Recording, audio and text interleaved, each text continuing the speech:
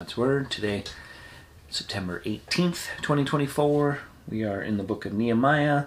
We're going to start in chapter 3, moving through chapter 7. Chapter 3, they're rebuilding the wall, and he lists all the people that are kind of helping with that, which is pretty cool.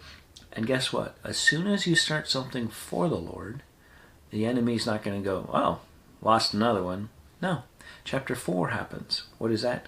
Opposition. You're like, well, they're just building a wall.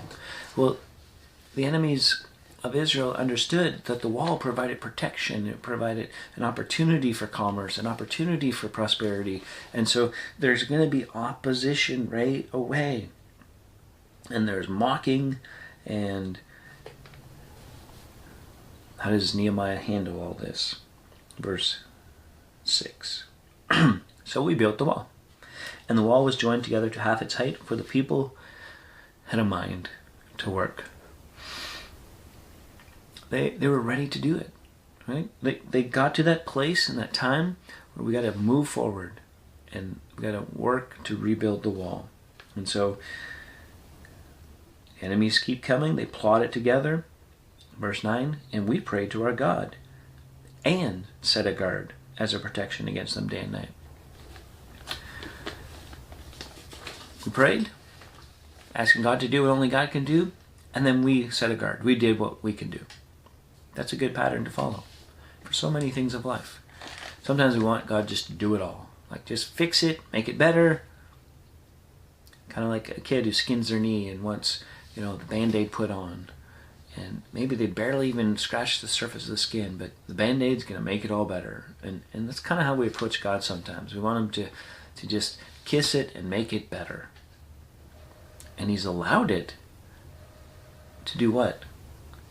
To cause you to cry out to Him, one, to turn to Him, and for that pain to be a reminder that you can't do it on your own.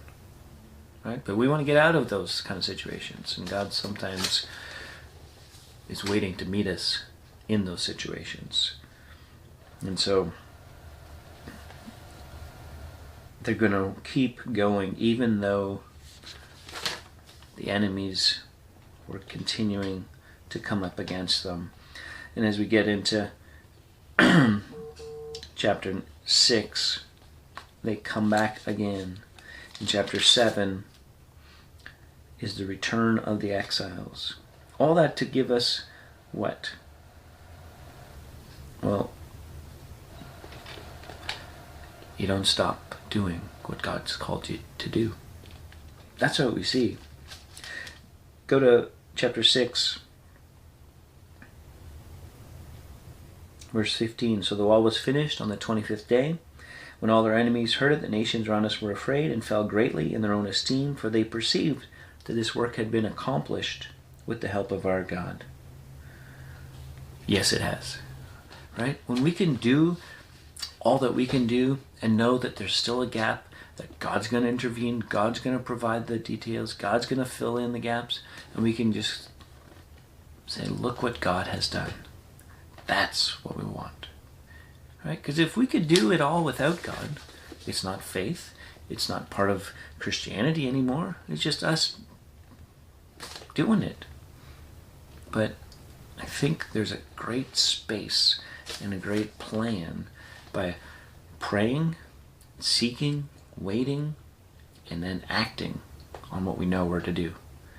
And then in that, there'll be gaps. In that, there'll be things that we can't accomplish or that God will do far above what we expect or imagine. Or God will strengthen us to be able to continue longer or stronger. He'll do a work. And so at the end of the thing, whatever that might be, the glory won't go to us. We'll be able to quickly go, yeah, we did our part, but man, God showed up.